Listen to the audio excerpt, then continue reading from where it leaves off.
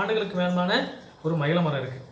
அந்த கோயில் போயிட்டு இருந்தீங்கனாலே அந்த கோயிலுக்கு வெளியே பார்த்தீங்கன்னா 27 நட்சத்திரத்துக்குரிய மரமாக அங்கே வச்சுருப்பாங்க. ஏற்கனவே என்னுடைய முகநூல் நான் பார்த்தீங்கன்னா ரீல்ஸில் போட்டிருப்பேன். அதை நீங்கள் அங்கே போனீங்கனாலே எல்லா நட்சத்திரத்துக்குரிய மரமாக அங்கே வச்சுருப்பாங்க. நீங்கள் பார்த்து வழிபட்டு வரலாம். நம்மளுடைய நட்சத்திரத்துக்குரிய மரங்களில் நம்ம எந்த ஒரு பிரார்த்தனை வச்சுனாலுமே அது உங்களுக்கு நிறைவேறும்.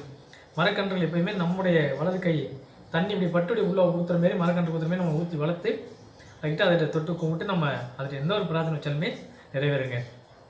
அதனால் மரக்கன்றை நடக்கணும்னு எப்பயுமே எனக்கு சொல்கிறது தான். நம்மளோட ஜாதகம் பார்க்க வந்தாலும் சொல்கிறவங்கள்ட்ட உங்கள் நட்சத்திரக்குரிய மரங்களை நட்டு வளருங்கள், உங்களுக்கு நல்லது நிறைய நடக்கும்னு சொல்லி தான் அனுப்புவோம். சரிங்களா? அப்போ அனுச நட்சத்திரத்தில் பிறந்தவங்களுக்கான மரத்தை பார்த்தோம். அடுத்தது பார்த்தீங்கன்னா பறவை நட்சத்திரக்குரிய பறவை இருக்குது, விலங்கு இருக்குது. அப்போ நம்ம நட்சத்திரக்குரிய பறவை பார்த்தீங்கன்னா வானம்பாடி. வானம்பாடிங்கிற பறவை பார்த்தீங்கன்னா சிட்டுக்குருவியோட கொஞ்சம் பெருசாக இருக்கும், அவ்வளோதான். வானம்பாடியிலே பார்த்தீங்கன்னா சாம்பல் வானம்பாடி, புதிர் வானம்பாடி, கனடி வானம்பாடி நிறைய இருக்குது. அதில் ஒரு நிறைய வகைகள் இருக்குது. ஏன்னா என்னுடைய நட்சத்திர